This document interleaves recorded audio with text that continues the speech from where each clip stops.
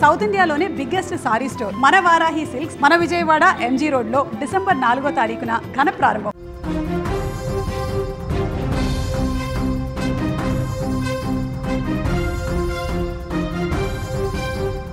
ఉదయం ఆఫీస్కు వెళ్ళేటప్పుడు అంతా బాగుంది.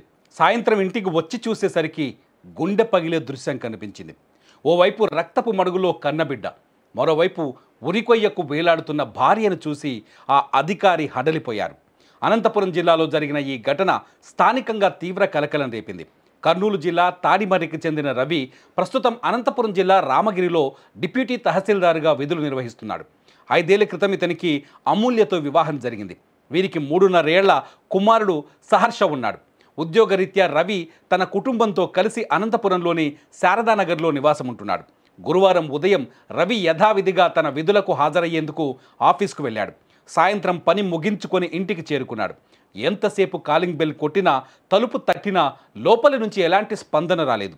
దీంతో అనుమానం వచ్చిన రవి పక్కనే ఉన్న కిటికీలోంచి లోపలికి చూశాడు. అంతే, ఒక్కసారిగా షాక్కు గురయ్యాడు. బెడ్రూమ్లో తన భార్య అమూల్య ఫ్యాన్కు ఉరేసుకొని వేలాడుతుండగా మంచంపై తన గారాల పట్టి సహర్ష రక్తపు మడుగులో విగత జీవిగా పడి ఉన్నాడు. ఇది చూసిన రవి కన్నీరు మున్నీరుగా విలపించాడు. కుటుంబ సమస్యల కారణంగానే ఈ ఘోరం జరిగి ఉంటుందని ప్రాథమికంగా భావిస్తున్నారు. అమూల్య క్షణికావేశంలో తన కొడుకును చంపి ఆపై తాను కూడా ఆత్మహత్య చేసుకుని ఉంటుందని పోలీసులు అనుమానిస్తున్నారు. అయితే అమూల్య స్వయంగా ఆత్మహత్య చేసుకుందా, లేక దీని వెనక ఏదైనా కారణం ఉందా, హత్య జరిగిందా అనే కోణంలోనూ అనుమానాలు వ్యక్తమవుతున్నాయి. సమాచారం అందుకున్న వెంటనే పోలీసులు ఘటనా స్థలానికి చేరుకొని పరిస్థితిని సమీక్షించారు. మృతురాలు అమూల్య తల్లిదండ్రుల ఫిర్యాదు మేరకు కేసు నమోదు చేశారు. డీఎస్పీ శ్రీనివాస్ ఆధ్వర్యంలో దర్యాప్తు కొనసాగుతోంది. పోస్టుమార్టం నివేదిక, విచారణ అనంతరం పూర్తి వివరాలు వెల్లడిస్తామని పోలీసులు తెలిపారు.